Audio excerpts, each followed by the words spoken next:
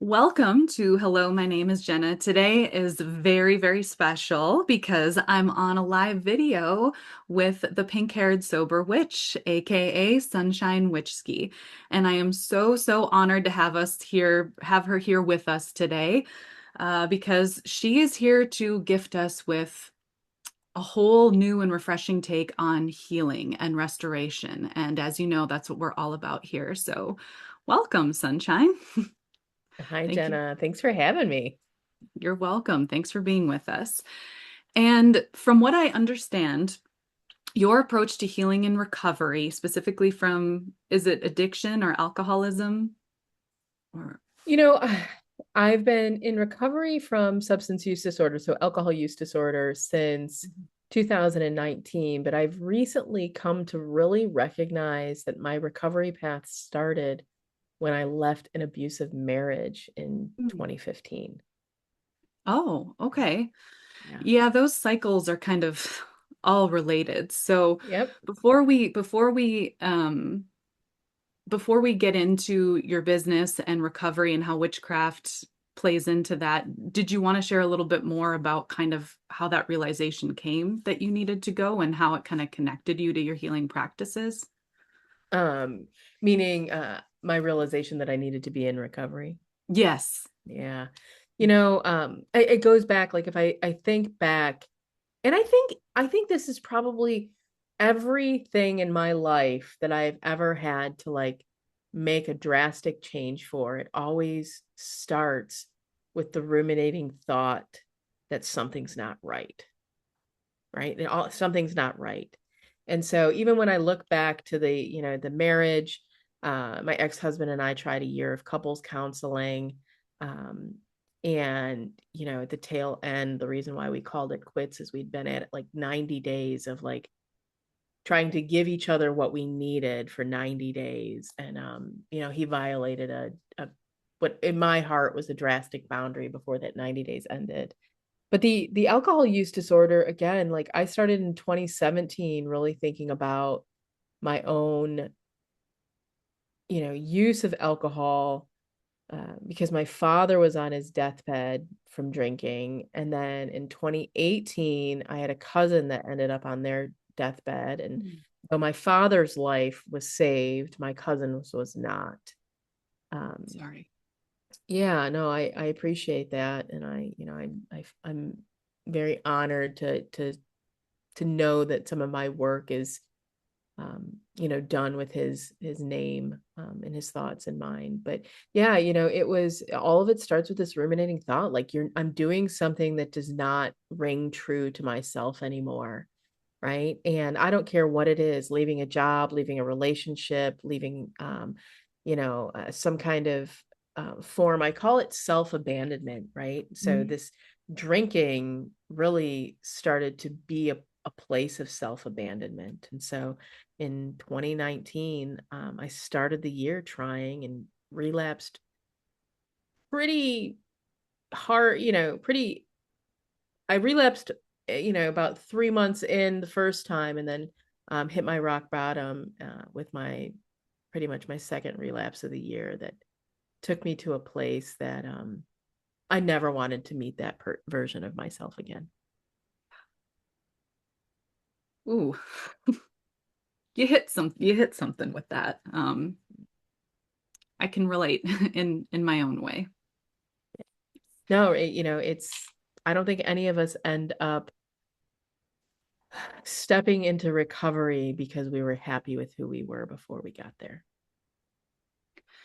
I really appreciate what you said about the something's not right. And I think so many of us avoid leaving self-destructive patterns because it's so easy to ignore that. I can think of countless times in my life where I was in a self-destructive situation or an abusive situation and just ignored it. Mm. Um, so what was it that gave you the bravery to listen and to take that first step to recovery and changing the pattern? Mm. Gosh, that's a really good question. And it's interesting. I don't know that it's any like one thing, right? And I don't know that it's this, I don't have like one specific instance that had me start to listen. Hmm. Um, I I would have to attribute therapy, right, as playing a huge role in that. Whereas I'm just thinking about this. I'm going back to like when I was in the abusive marriage and I was in therapy, and I say that there are two reasons I was in therapy at that time. I got into therapy in my early 30s, and it was because of the relationship I was in, and a abusive CEO that I worked for. Hmm. Yeah. Yeah. And, when you start having conversation with an individual, and it doesn't have to just be in a therapeutic, it could be in a coaching relationship, it could be in a really good mentor relationship, right? When you start Hmm. having conversation and people start kind of like holding the mirror up to you and helping you realize where you are creating the problems, not because of the actions that you're taking, but what you're willing to accept in your life, Yes. Yes. right? Like there's these subconscious beliefs of being unworthy of beautiful things, unworthy of healthy relationships, unworthy of like true, embodied joy. And, yes, it becomes really easy to ignore it because of, for me, the substance abuse, right? Mm. I'd get treated like shit and belittled throughout the day, or I'd have to defend somebody else that was getting belittled by the CEO. And then Yeah. I'd come home and I'd just crack a beer, pour a glass of wine, right? Hmm. Like, because that's the culture we live in. Like, Yep. right? That's the culture. Like, it's just so I can make it through that 10-hour day and get my beer, I'll be fine. Hmm. Um, so it wasn't just like one thing, but it was a lot of conversations with my therapist on how much I was truly abandoning myself Hmm. that led me to the place of like, I'm done. I can't do this anymore. I Hmm. can't. And I am so grateful to this couple counselor that my ex-husband and I had, because he had the courage, and so not what they're supposed to ever do. Um, but we'd been in therapy for about maybe almost 9 months at that point, and we're in a session, and my husband is like, I gotta go to the restroom. And so he gets up and goes to the restroom, and this therapist, who, mind you, had been a therapist for, well, a couples counselor for over 30 years at that point, leans across to me and he goes, I'm not supposed to say this, but I have to tell you, he is never going to change.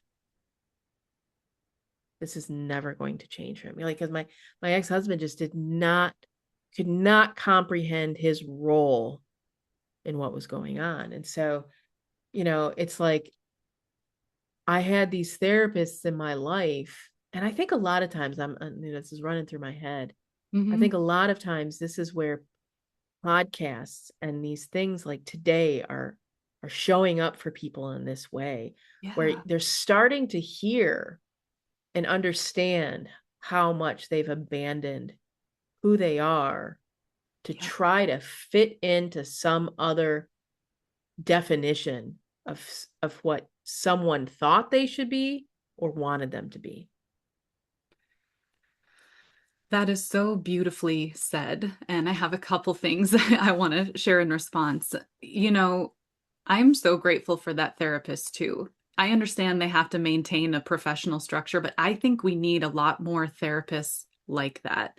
I think part of the reason why we have so many corrupt and destructive structures that are supposed to be healing and educational is because people stick more to the policy than they do to the actual humans that they're working with. And I think we have to find a balance of getting real with people like that, being honest and vulnerable, because How incredible, because he was willing to be vulnerable and tell you the truth, you were able to break free from a cycle that probably never would have changed and begin all this healing work that you're doing for yourself and for others.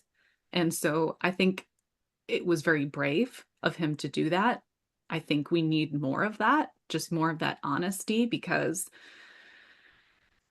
too many just corrupt or unhealthy things are happening because that protocol isn't broken, or because we don't have better systems in place for just genuinely recognizing something for what it is and protecting the victim or protecting the person who's coming to the table with honesty and vulnerability and genuinely wanting to break the cycle. Yeah. So I'm so glad he was honest with you Oh, in me that too. way. I'm grateful for him. I'm grateful I had a lovely personal therapist I was with at the time. And yeah, again, I think when we've grown up, you know, I don't even want to say it's like trauma, right? Because I think there are a lot of people that grow up without experiencing like childhood trauma, but they are learning unhealthy like coping mechanisms or unhealthy attachment, right? Like you can have poor attachment and not have experienced like traumatic events in your life. Mhm. And Yeah. so now here they are, and that's in essence what mine was. I was attached to this partner and we tried. I mean, I tried Mhm. everything, and that was literally, I remember talking to my personal therapist about this, and she was shocked. She was like, he that is like not what they're supposed to say, and Mhm.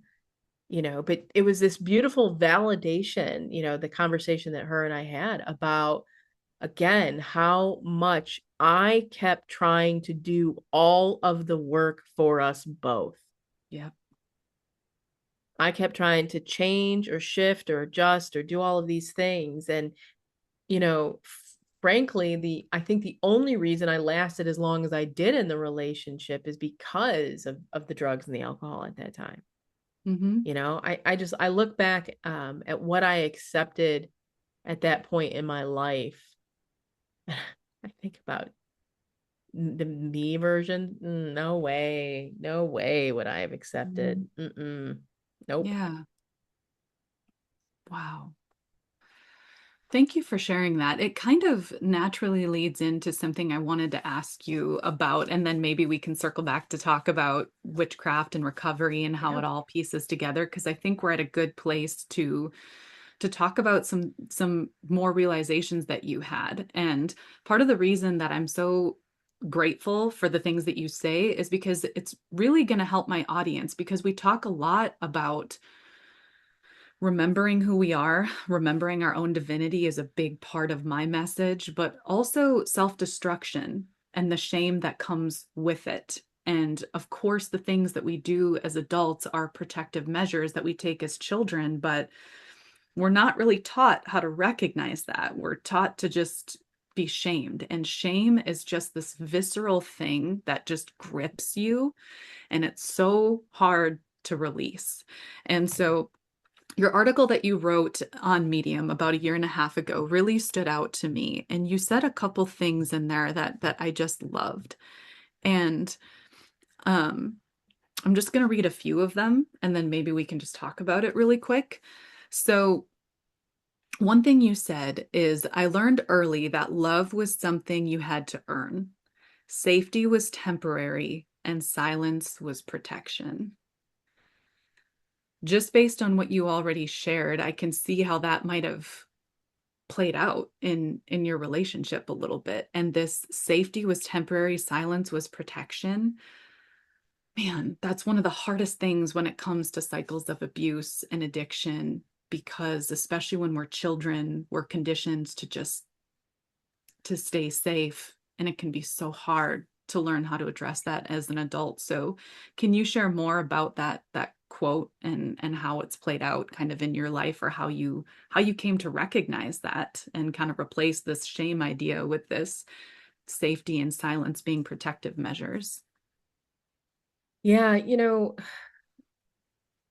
silence, there's just all sorts of things that are coming up, and you're making me see like such a mirror of my childhood to that marriage. Um, when I was a kid, I was taught that speaking up for myself, in my household, I would be punished.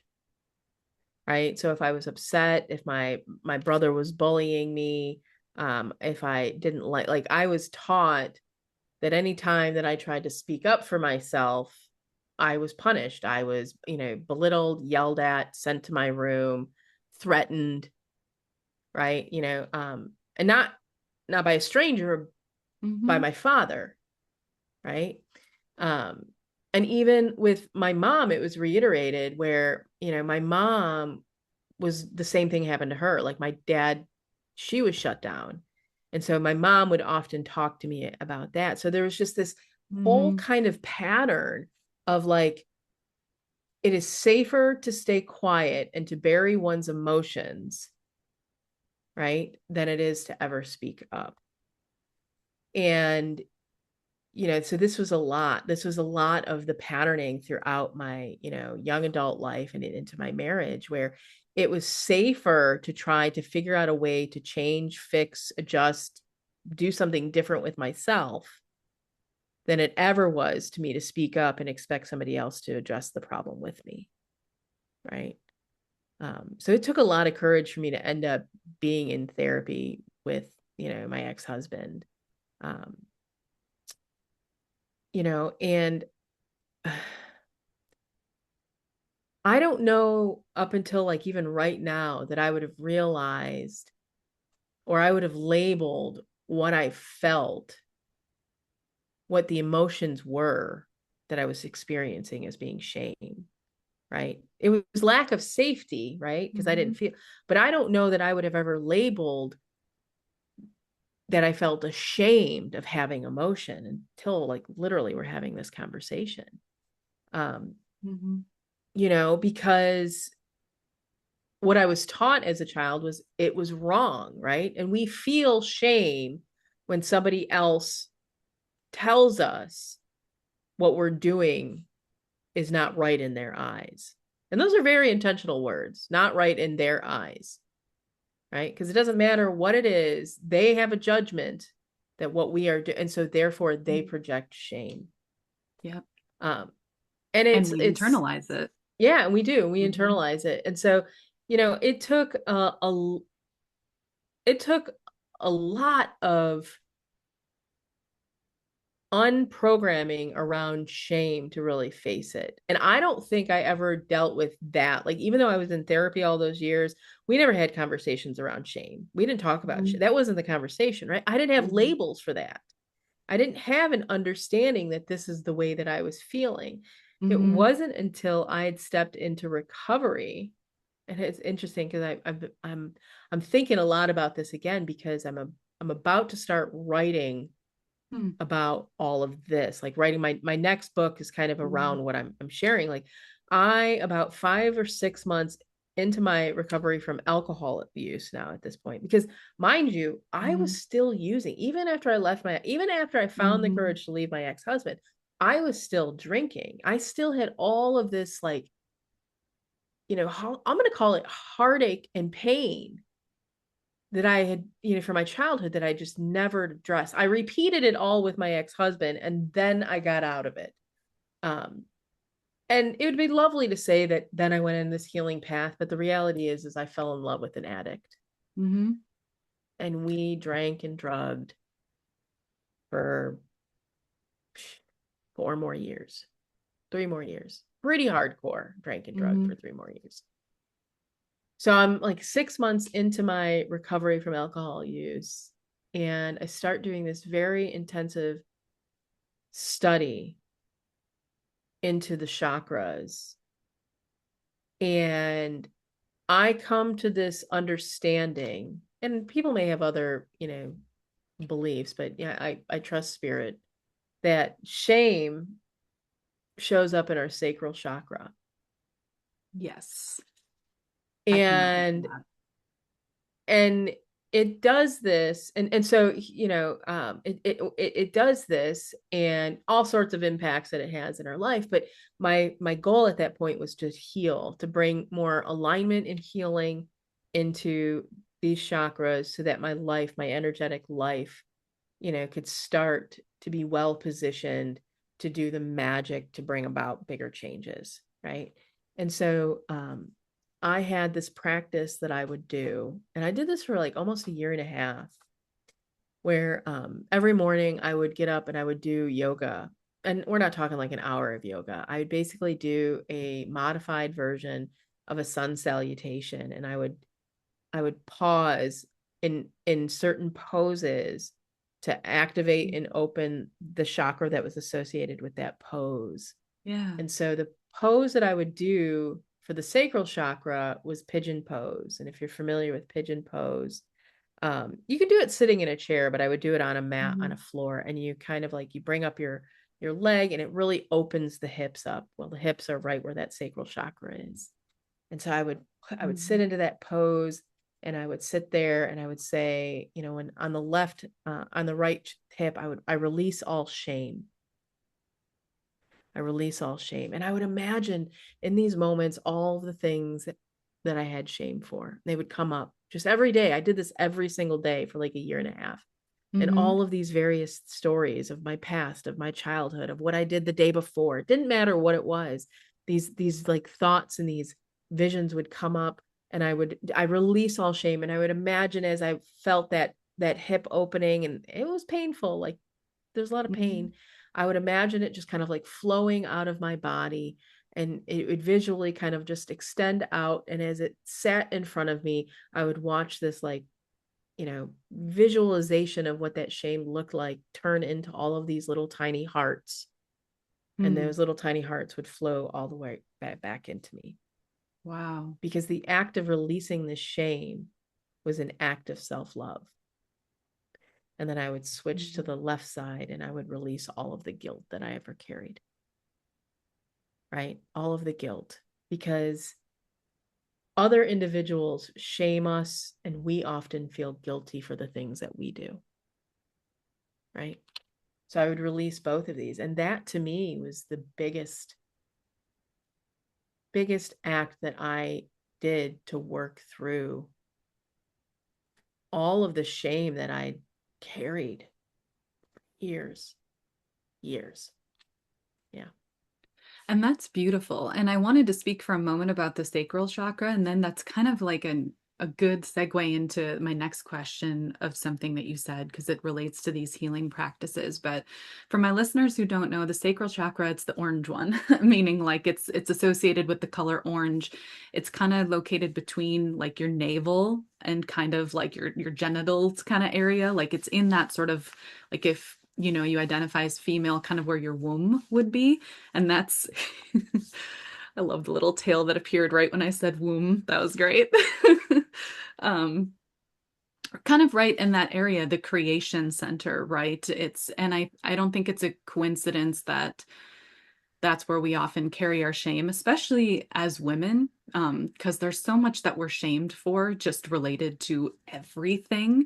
And for me personally, that's why I ended up in a lot of abusive cycles. And so I appreciate what you said about our culture and numbing. And what I talk to my listeners a lot about is escapism. And so for me, where I experienced some cycles of abuse was in the church, and expectations related to girls, especially outspoken girls. I faced a lot of shaming, even had a nickname for me called adrenaline, because I spoke my mind, very damaging.